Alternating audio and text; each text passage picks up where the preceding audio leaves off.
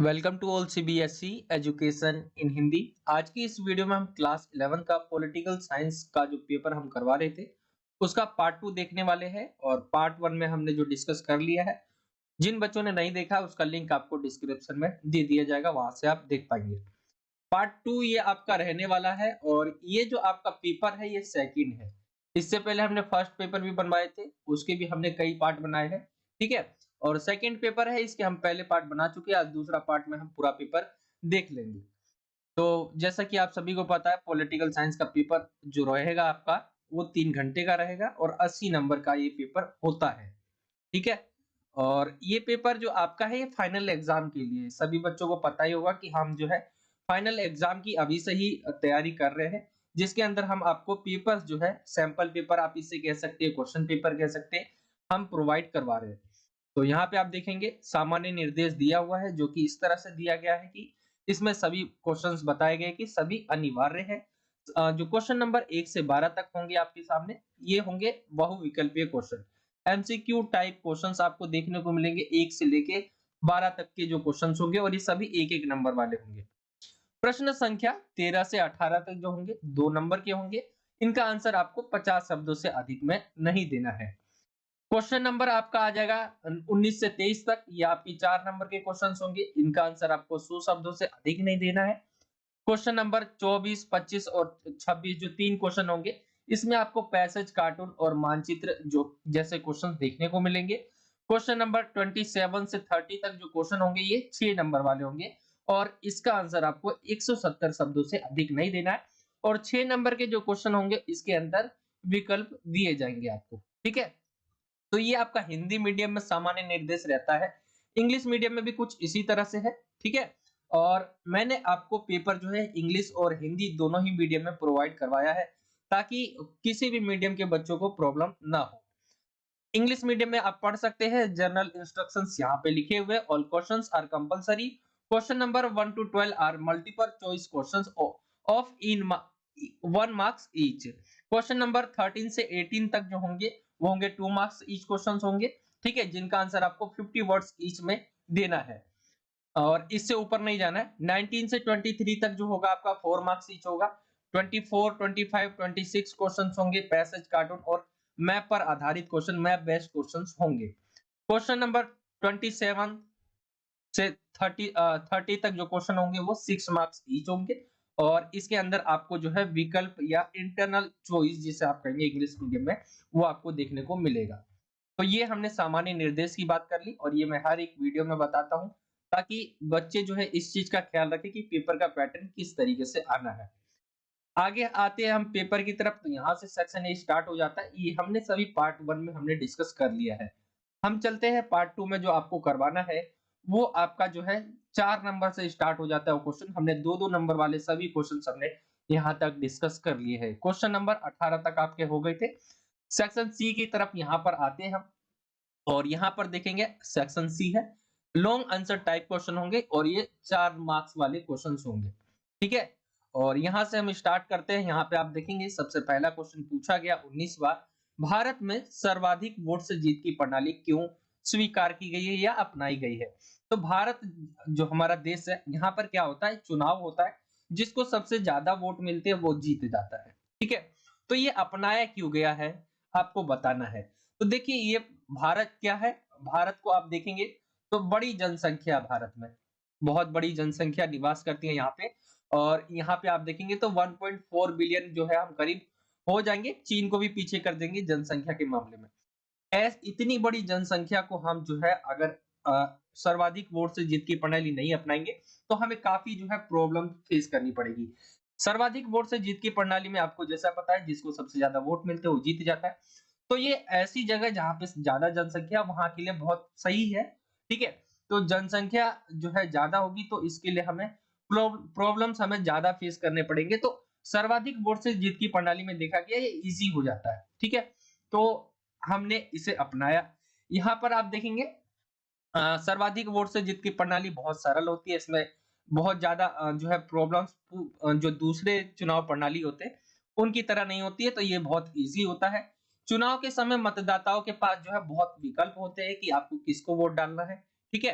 ये प्रणाली भारत जैसे विशाल जनसंख्या वाले देश के लिए बहुत सही मानी जाती है, इसीलिए अपनाया गया है।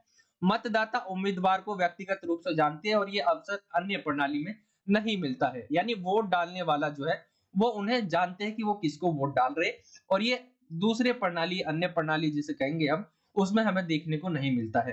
तो सर्वाधिक वोट से जीत की प्रणाली इस कारण से स्वीकार की गई है।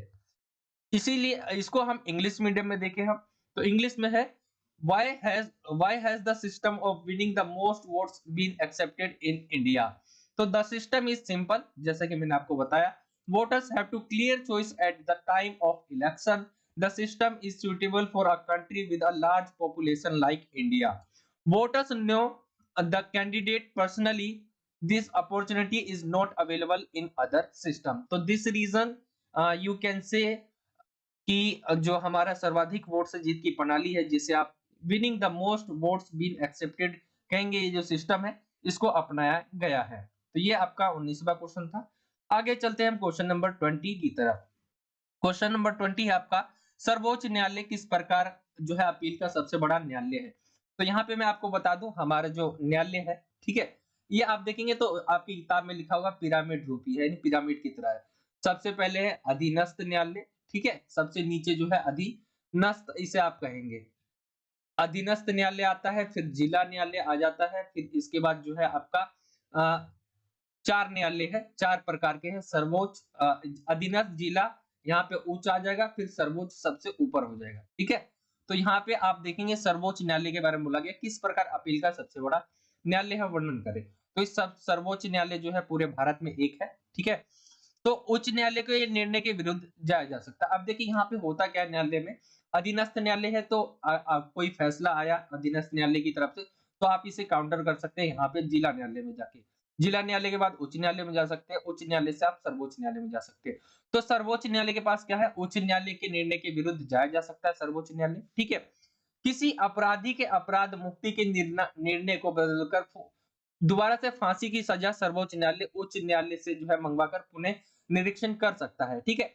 मान लीजिए कोई केस है, आप इसको जो है फांसी की सजा दी गई हुई है, ठीक है, उच्च न्यायालय में, तो वहां पे अपील कर सकते हैं जाके, फिर सर्वोच्च न्यायालय के पास जो है जो भी रिपोर्ट्स आएंगी उनके अनुसार वो उसे या तो सही रख सकते हैं या तो उसके विरुद्ध भी जा सकते हैं। व्यक्ति के मौलिक अधिकारों के हनन होने पर व्यक्ति सीधे सर्वोच्च न्यायालय से अपील कर सकता है। देखिए व्यक्ति के 6 मौलिक अधिकार है, आपको पता है, ठीक है।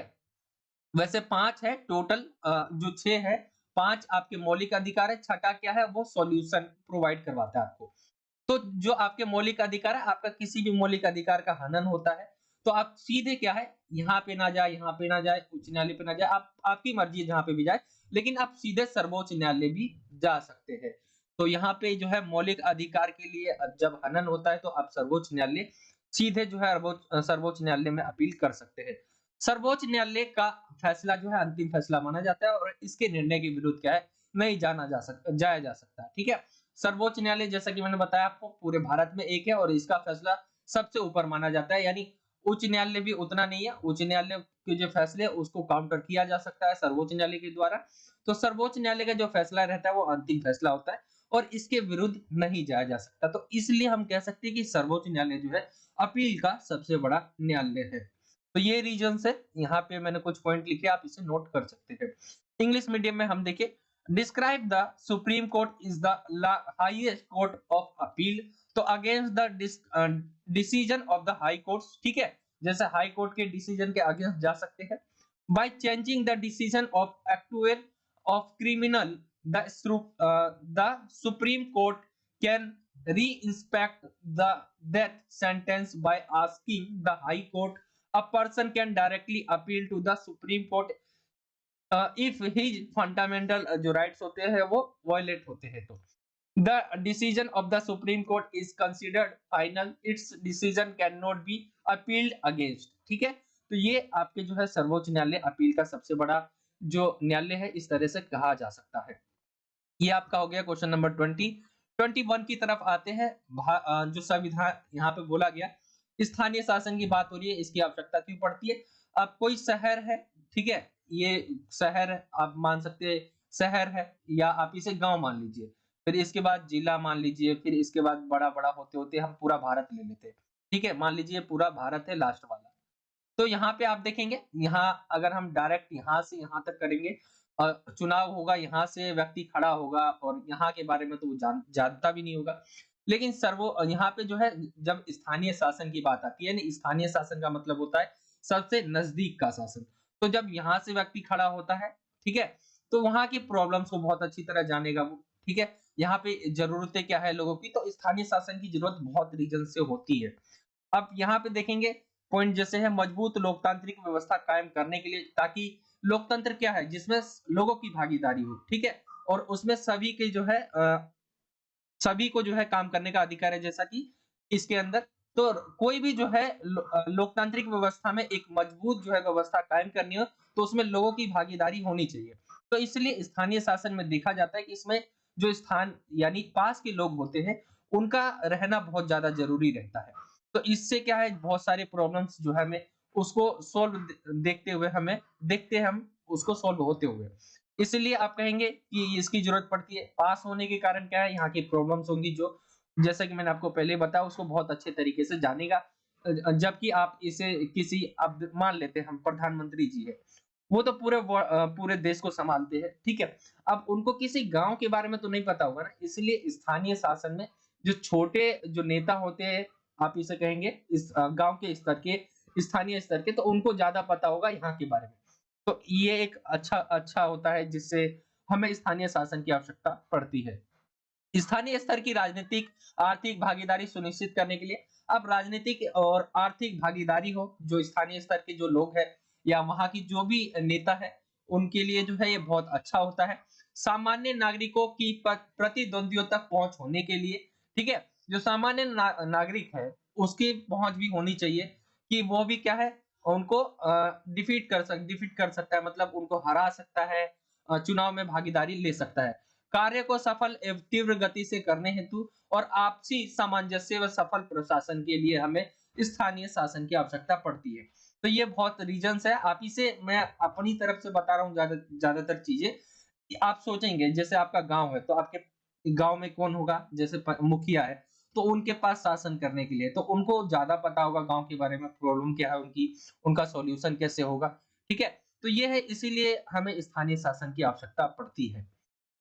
इंग्लिश मीडियम में हम इसे ही देखें तो why do we need local government, तो to establish a strong democratic system, to ensure local level political economic participation हो, for ordinary citizen to have access to rivals, to do the work successfully and at a fast pace, ठीक है, for mutual harmony and successful administration, ठीक है। तो ये आप यहाँ पे लिख सकते हैं स्थानीय शासन की आवश्यकता के लिए। बाकी आप अपनी मर्जी से, बहुत सारी चीजें हैं, आप थॉट पे अपने बिलीव करिए और उसको जो है देखिए किस तरीके से आप सोचते हैं और इसमें क्या होना चाहिए। स्थानीय शासन का मतलब आपको पता होना चाहिए, बस सबसे पास का शासन। अब सबसे पास के शासन में हमें क्या फायदा होता है, उसकी आवश्यकता क्यों पड़ती है।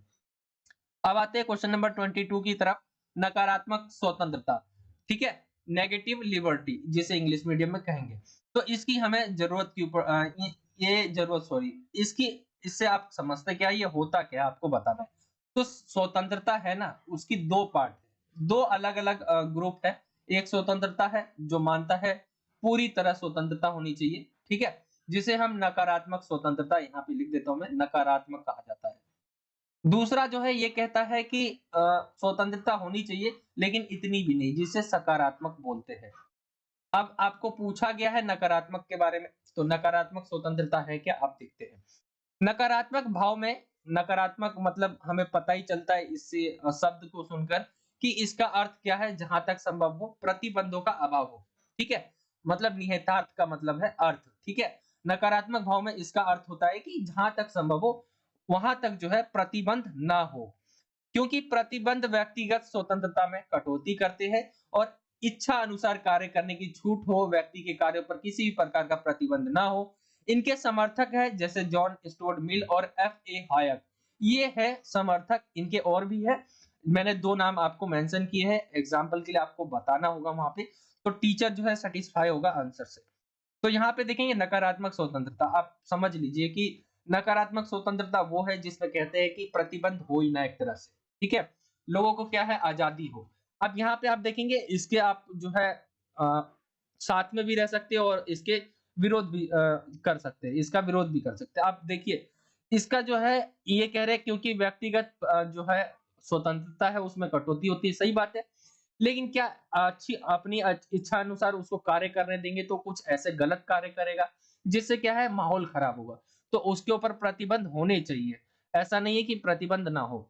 तो सकारात्मक स्वतंत्रता ये कहता है कि प्रतिबंध होने चाहिए, ठीक है?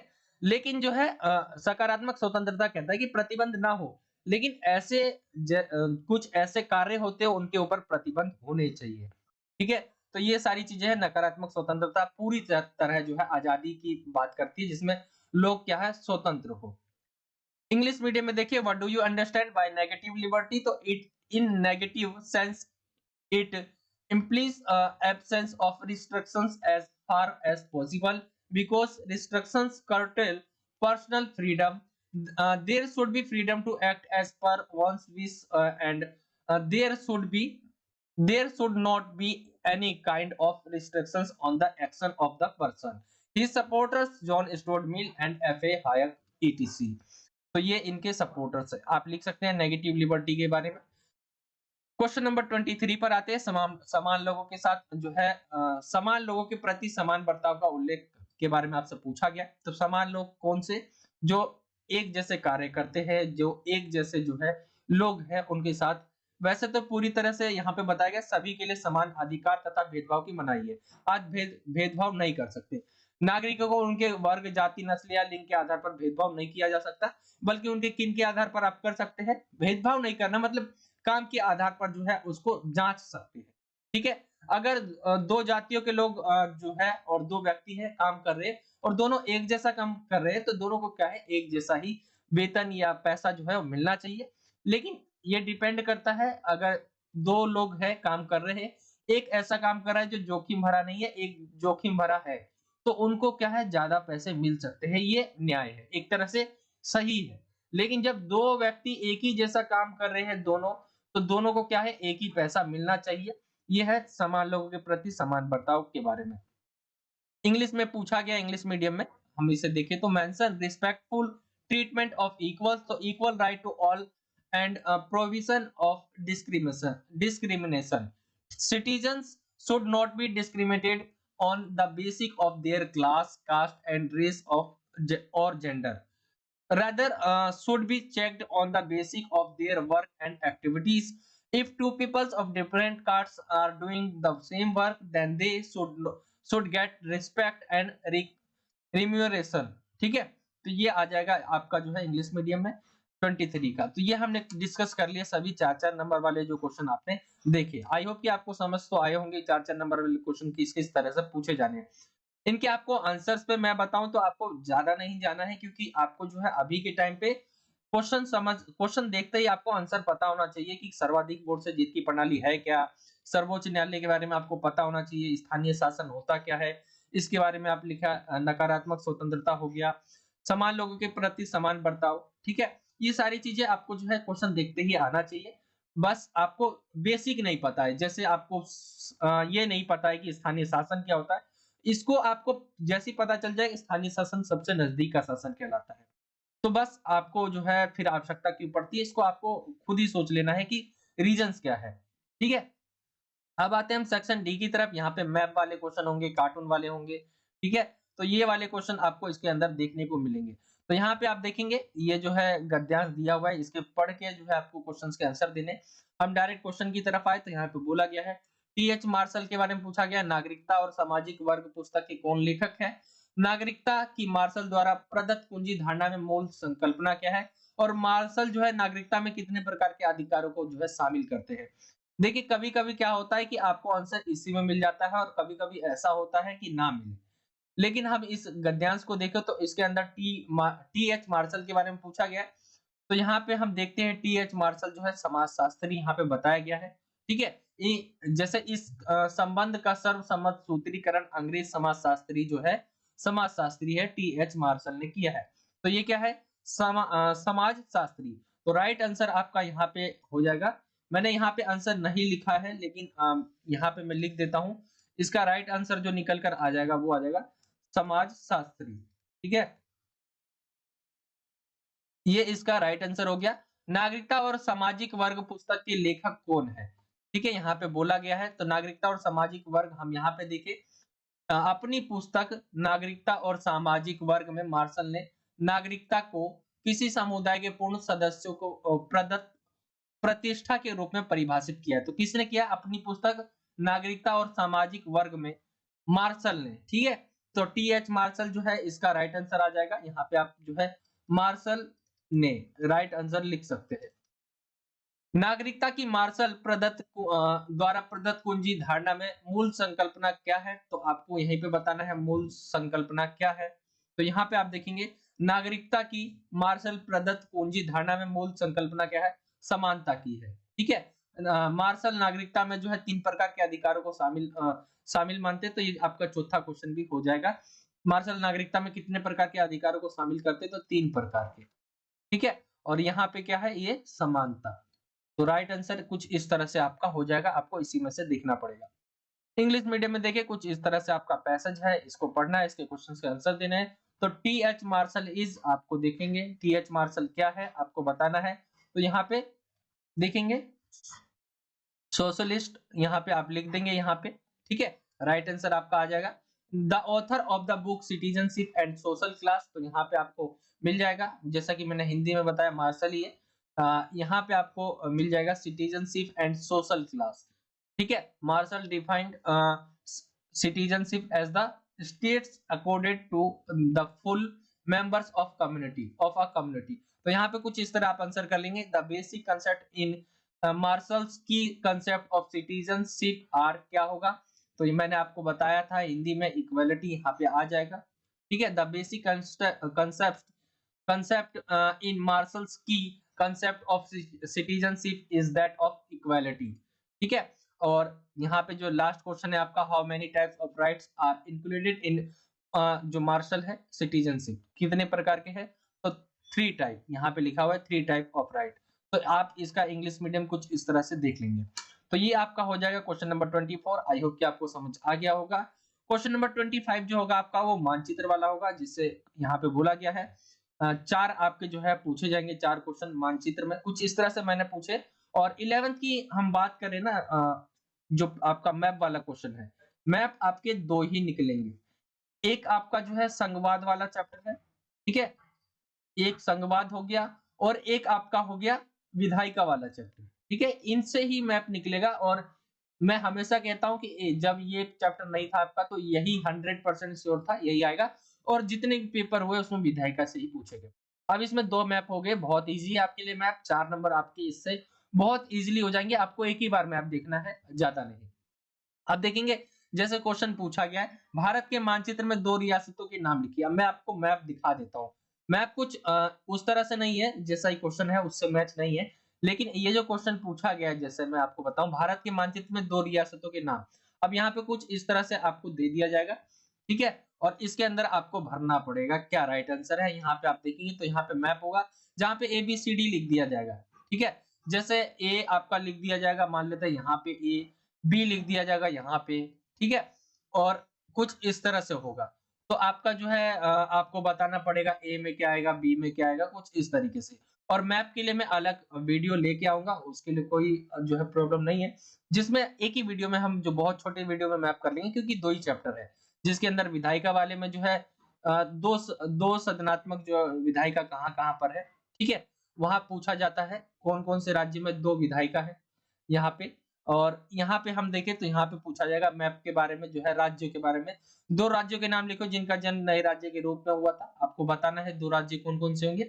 जैसे हम देखें 2 राज्य जिनका जन्म जो है नए राज्य के रूप में हुआ, तो वो हम यहाँ पे लिख सकते हैं। जैसे बिहार से टूट के झारखंड बना, ठीक है, यूपी से टूट के उत्तराखंड बना। तो ऐसे आप लिख सकते हैं। एक गैर हिंदी भाषी राज्य के नाम लिख सकते हैं आप। गैर हिंदी भाषी राज्य कौन कौन से है? तो आप यहाँ पे जो है आंध्र प्रदेश डाल सकते हैं, यहाँ पे जहाँ पे गैर हिंदी भाषी है। आपको मैप में बताया जाएगा कि आपको बताना है क्वेश्चन नंबर 3 का आंसर जो ए है वो क्या है इसके अंदर।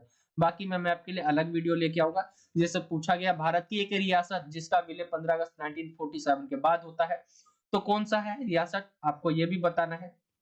ठीक है, तो ये आपका जो है दिया रहेगा मैप में क्वेश्चन, बाकी मैं इसके लिए अलग वीडियो जरूर लेके आऊंगा। और जो पहला क्वेश्चन है, जैसे कि भारत के मानचित्र में 2 रियासत, तो आप 2 रियासत बता सकते हैं। रियासत क्या होती है, जिसके ऊपर जो है राजा राज करते थे पहले के समय, जब हमारा जो भारत है उसका एक अलग जो है रूप नहीं था। जैसे पहले क्या थी, 565 से ज्यादा रियासतें थी। ठीक है, तो यहाँ पे अलग-अलग जैसे जगह हो गए, वहां पे राजाओं का शासन था।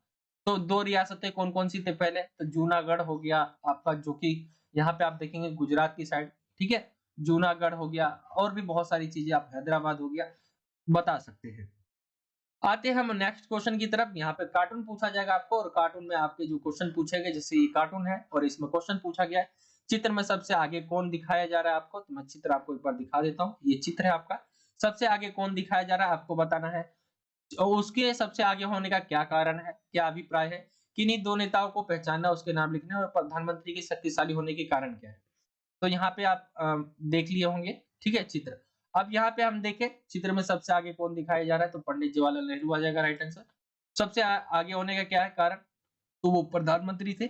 किन्हीं 2 नेताओं को पहचानना है और उनके नाम लिखने हैं आपको, और प्रधानमंत्री के शक्तिशाली होने के क्या कारण है, आप सभी को पता ही होंगे, ये आपको करना है। इंग्लिश मीडियम में हम देखें, मैंने आपको जो है ये जो मैप कराया, मैंने इंग्लिश मीडियम में आपको नहीं बताया। यहाँ पे आप इंग्लिश मीडियम में भी देख सकते हैं, यहाँ पे लिख दिया गया है, ठीक है, वही है इंग्लिश मीडियम में भी, लेकिन मैं अलग मैप के लिए लेके आऊंगा, तो उसके अंदर दोनों ही मीडियम में हम डिस्कस कर लेंगे। ये आपने देख लिया होगा, ठीक है। ये जो आपका चित्र वाला क्वेश्चन है, who is seen in the front of picture, कौन दिखाया जा रहा है, ठीक है। What does it mean to be at the front, for front, क्या रीजन है आपको बताना है। आइडेंटिफाई टू लीडर्स, कौन कौन से आपको नाम बताने हैं, और रीजन बताना है। Power of the prime minister क्या है, तो ये आपका इंग्लिश मीडियम में मिलेगा। अब सेक्शन ई की तरफ आएंगे, यहाँ पे जो क्वेश्चन होंगे वो 6 नंबर वाले होंगे, ठीक है, और ये वेरी लॉन्ग क्वेश्चंस आंसर होंगे आपके सामने।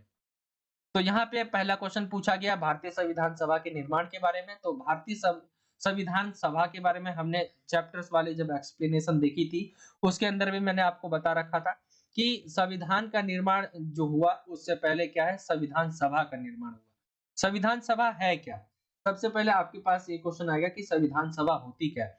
संविधान जो हमने अपनी एक किताब है, कॉन्स्टिट्यूशन इंग्लिश में इसे हम बोलते हैं, ये एक किताब है, इसको हम बोलते हैं अपना संविधान, जिससे हमारा पूरा देश चलता है, संविधान से ही चलता है पूरा देश। अब इसके निर्माण के लिए जब हम जो है, जब हम गुलामी थे, उस समय ही हमने जो है ये बात रखी थी कि भारत का भी क्या होगा, एक संविधान होगा। तो संविधान बनाने से पहले हमें संविधान सभा जो संविधान बनाएगा, उसके बारे में हमें बताना है कि उसका निर्माण किस तरह से हुआ। तो यहाँ पे जैसे कुछ पॉइंट लिखे हुए, आप इसे पढ़ सकते हैं। ठीक है, मैं मेन चीज बता देता हूँ। संविधान बनने के राह में जैसे सबसे पहले जो है गांधी जी है, उन्होंने ही कहा था कि संविधान सभा बननी चाहिए।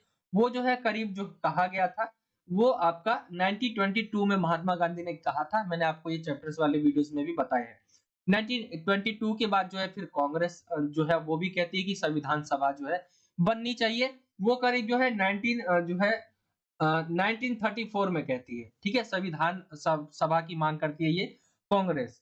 फिर इसके बाद भी और कई सारे लीडर्स आए, उन्होंने भी कहा। फिर संविधान सभा के बारे में जो बातचीत होने लग गई कि किस तरह से बनेगा, क्या बनेगा। तो धीरे धीरे जाकर जो है फिर ये 1945 में जो है इंग्लैंड में एक नई पार्टी जो है वो सत्ता में आ जाती है, जिसका नाम होता है लेबर पार्टी, ठीक है। एक नई पार्टी, ये पार्टी जो है सत्ता में आ जाती है 1945 में इंग्लैंड में। तब भारतीय जो संविधान सभा है उसका बनने का मार्ग खुल जाता है एक तरह से, और वायसराय लॉर्ड वेबल जो होते हैं वो इसकी पुष्टि करते हैं। कैबिनेट मिशन योजना के अनुसार संविधान का जो निर्माण है, वो निकाय की सदस्य संख्या कितनी है, 389, ठीक है। अब 389 ही क्यों है, ये आपको बताना। जैसे कि 389 क्यों है, तो ये चुनाव कर, पहले तो ये क्या कि ये चुने हुए थे, ठीक है। ये जो बनाए गए हैं ये चुन के आए, लेकिन प्रत्यक्ष रूप से नहीं, अप्रत्यक्ष रूप से इनका चुनाव हुआ था कि संविधान बनाने के लिए उसमें संविधान सभा में कौन कौन लोग होंगे। और यहाँ पे टोटल जो 389 है, इसमें से 292 जो प्रतिनिधि थे, ये ब्रिटिश भारत के गवर्नरों के अधीन जो प्रांत थे, 11 प्रांत उससे थे। 4 जो प्रतिनिधि थे वो चीफ कमिश्नर और के 4 प्रांत जैसे दिल्ली, अजमेर, मारवाड़, कुर्ग तथा ब्रिटिश बलूचिस्तान से थे, और 93 जो थे वो भारतीय रियासतों से थे। कुछ इस तरह से 389 पूरी होती है ये गिनती। फिर ब्रिटिश प्रांत के प्रत्येक प्रांत को क्या है, जो भी ब्रिटिश प्रांत थे उसको 10 लाख पर क्या है कि एक स्थान देने का बात होने लग गया कि 10 लाख लोग होंगे तो एक प्रतिनिधि होगा। तो ऐसे ही आपका 389 मान लीजिए, तो इसमें सिर्फ बात की गई ब्रिटिश प्रांत की। ठीक है, अब ब्रिटिश प्रांत में जैसा कि मैं आपको दिखाऊं, यहाँ पे ब्रिटिश प्रांत से कितने थे, तो यहाँ पे आप देखेंगे जो भी ब्रिटिश प्रांत से थे उनको जो क्या है 10 लाख पर एक लोगों का स्थान दिया गया। और फिर जो है प्रत्येक प्रांत की सीटों को 3 जो है प्रमुख समुदाय के लिए विभाजित किया गया, जिसमें समुदाय में मुसलमान थे, सिख थे और सामान्य उनकी जनसंख्या अनुपात में बांटा गया। 3 जून जो है 1947 को जो है माउंटबेटन योजना के अनुसार जो है भारत पाकिस्तान का विभाजन हो जाता है। आप देखिए 300 जो 89 जो थी टोटल जो सीटें एक तरह से सदस्य, ये क्या है बाद में जो है सदस्य संख्या जो रह जाती है 299, क्योंकि पाकिस्तान के भी जो है लोग इसमें थे, मतलब वहां के भी जो है लीडर थे, जो बट जाते हैं 389 से, फिर रह जाती है 299, और 299 में से करीब जो है इससे इसमें से भी काम फिर सिग्नेचर करते हैं, फिर जाके भारत का संविधान जो है वो इस तरह से बनता है। ठीक है, तो ये आपका जो है संविधान सभा के निर्माण के बारे में, आई होप कि आपको समझ आ गया होगा। और ये इस तरह से प्रोसेस होता है भारतीय संविधान सभा के बनने का। बाकी सबसे पहले जो है आप गांधी कहेंगे 1922 में, जिन्होंने ये कहा कि संविधान सभा बननी चाहिए। फिर उसके बाद कांग्रेस आई, उसके बाद बहुत सारे लोग निकल कर आए। फिर ब्रिटिश, वैसे तो मैं बता दूं जो ब्रिटिश सरकार थी वो नहीं चाहती थी कि इनका कोई संविधान हो। इन्होंने बहुत जो है लगाए अपनी जी जान की भारत का क्या है संविधान नहीं होना चाहिए, संविधान सभा नहीं बनना चाहिए, बहुत बार मना किया गया। लेकिन क्योंकि उस समय क्या है वर्ल्ड वॉर 2 हो रहा था, जिसकी वजह से क्या है कि उनके ऊपर भी प्रेशर आने लग गया, क्योंकि लड़ाई में क्या है भारतीय जो लोग थे उनका यूज किया जा रहा था ज्यादातर। तो उसमें क्या है कि उसका प्रेशर आया तो इसलिए उनको हाँ भरना पड़ा।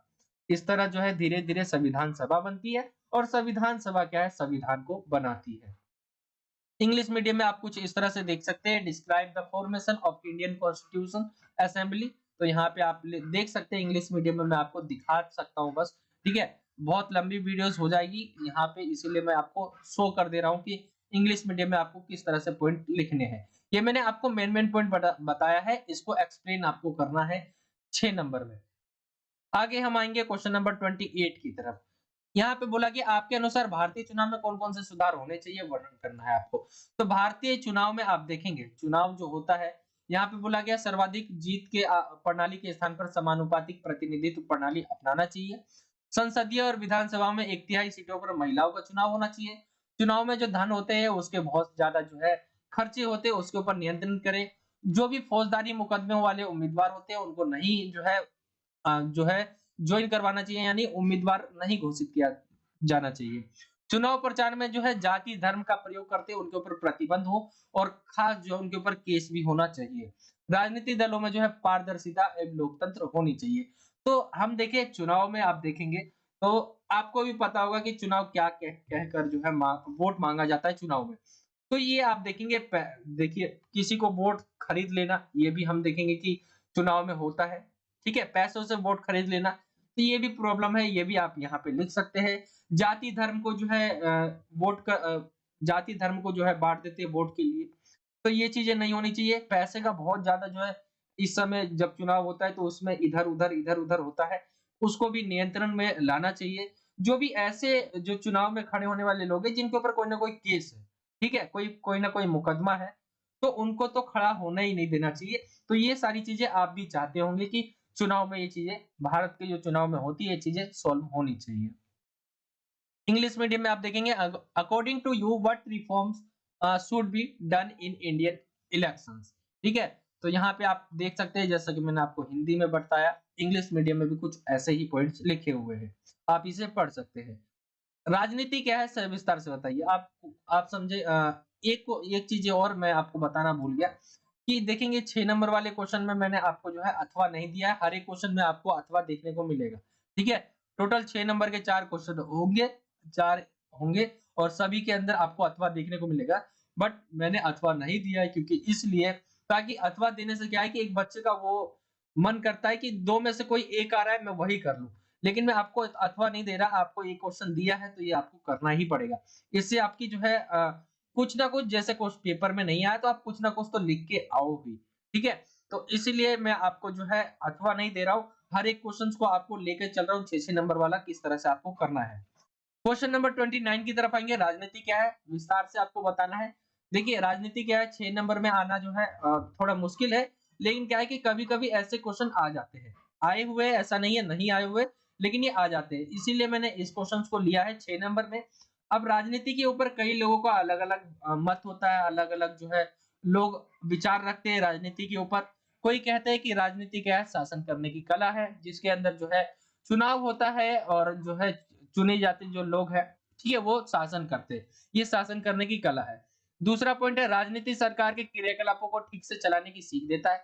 इसलिए क्या है राजनीति राजनीति क्या है सरकार के जो क्रियाकलाप यानी काम-काज है, उसको किस तरह से चलाना है, उसको बताता है। ये कहे कहना है। राजनीति प्रशासन संचालन के विवादों का हल प्रस्तुत करती है, ये कहना है कई लोगों का। ठीक है? इनके अलग-अलग मत है, मैं सबको बता रहा हूँ।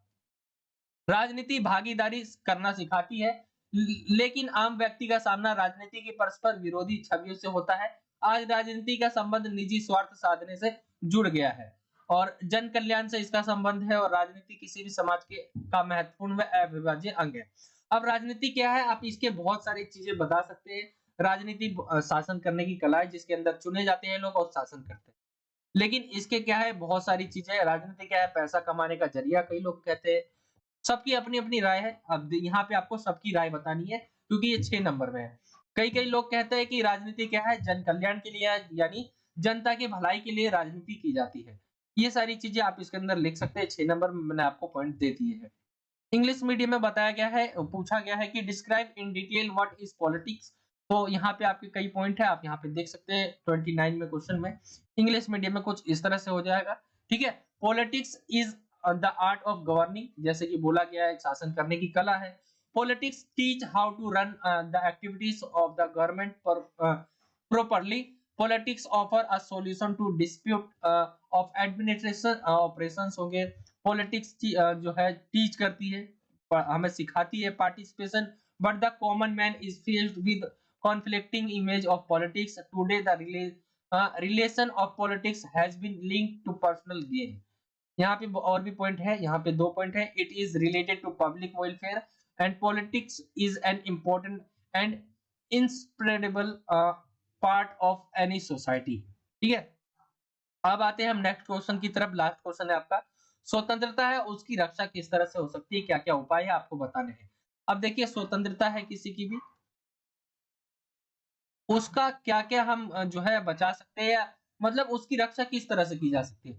तो देखिए हम अपने देश की बारे में बात करें तो लोकतांत्रिक शासन व्यवस्था होगी तो वहां क्या है जो स्वतंत्रता है वो कायम रहेगी और उसका जो है रक्षा रहेगी। लोकतांत्रिक व्यवस्था लोकतांत्रिक जहाँ पे होता है लोगों का तंत्र होता है यानी लोगों द्वारा शासन किया जाता है वहां पर जो है देखा गया कि स्वतंत्रता सही है। ठीक है? स्वतंत्रता की रक्षा के उपाय में आपका लोकतांत्रिक शासन व्यवस्था आ जाएगा। मौलिक अधिकारों का प्रावधान हमारा संविधान है उसके अंदर आप देखेंगे जो मौलिक अधिकार है उसको दे दिया गया है लिखित रूप में कि ये आपके मौलिक अधिकार है।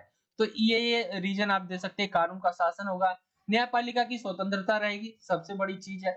शक्तियों का विकेंद्रीकरण यानी शक्तियां किसी एक हाथ में नहीं होगी बल्कि कई भागों में जो है बटी रहेंगी कईयों के हाथ में होगी।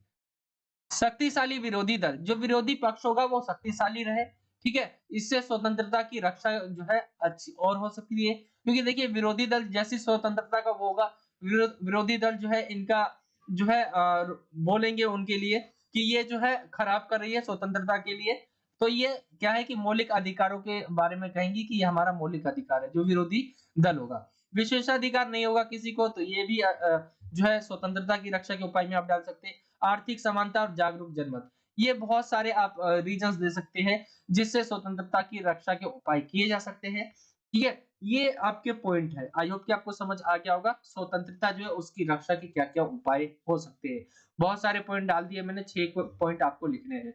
इंग्लिश मीडियम में भी देख सकते हैं आप, कुछ इस तरह से आपको लिखना है। Describe in detail what are the major of protect freedom, ठीक है? डेमोक्रेटिक होना चाहिए, ठीक है? Fundamental right, the rule of law होना चाहिए, इंडिपेंडेंस ऑफ जुडिशरी होनी चाहिए। बहुत सारी चीजें आप यहाँ पे लिख सकते हैं। तो ये आपके पॉइंट है, आई होप कि आपको समझ आ गए होंगे। ये आपका पूरा पेपर खत्म हो जाता है कुछ इस तरह से। आपको करना क्या है, इन क्वेश्चनों को देखना है और इनको अपने तरीके से आपको लिखना है आंसर को, और टीचर्स को दिखाने हैं कि क्या मैं सही लिख रहा हूँ, क्या मैं सही नहीं लिख रहा हूँ। तो उससे आपको जो है एक कन्फर्मेशन होगा कि मैं पहले एक बार आपने अभी तक मैं ये मान के चल रहा हूँ कि आपने किताब पढ़ ली होगी। मैं आपको पेपर इसीलिए करवा रहा हूँ क्योंकि आपने किताब पढ़ ली होगी, जब जाके ही पेपर हम सोल्व कर सकते हैं। तो यहाँ पे अपने आप से आप ट्राई करिए करने का क्वेश्चंस को, मैं क्वेश्चंस आपको दे रहा हूँ। इसके आंसर भी इसलिए दे देता हूँ ताकि हिंट मिल जाए आपको। बाकी आपको क्या है कि क्वेश्चन देखते ही आपको जो है लिख लेना है और उसे देखना है कि मैं कर पाता हूँ कि नहीं। ये था आज का पूरा पेपर। आई होप कि आपको समझ आ गया होगा। पार्ट 2 था, पार्ट 1 नहीं देखा है तो डिस्क्रिप्शन में मिल जाएगा। और धीरे-धीरे जो है आगे हम और पॉलिटिकल साइंस के पेपर करने वाले हैं। उसका प्लेलिस्ट का लिंक भी मैं आपको डिस्क्रिप्शन में प्रोवाइड करवा दूँगा, या आप वीडियो को एंड तक देखेंगे, जो आपने अभी तक देख भी लिया होगा, तो आपको एंड स्क्रीन में दिख जाएगा वो, तो आप वहाँ से भी देख सकते हैं, क्लिक करके प्लेलिस्ट आपके सामने खुल जाएगी। तो यही था आज का वीडियो। आई होप कि आपको वीडियो अच्छा लगा, और वीडियो अच्छा लगा तो वीडियो को लाइक करें, शेयर करें और अपने दोस्तों में ज़रूर शेयर करें, और चैनल पे नए हैं तो चैनल को सब्सक्राइब करना ना भूलें। चलिए मिलता हूँ आपसे अगली और एक्साइटिंग वीडियो में। जब तक के लिए जय हिंद, जय भारत, वंदे मातरम।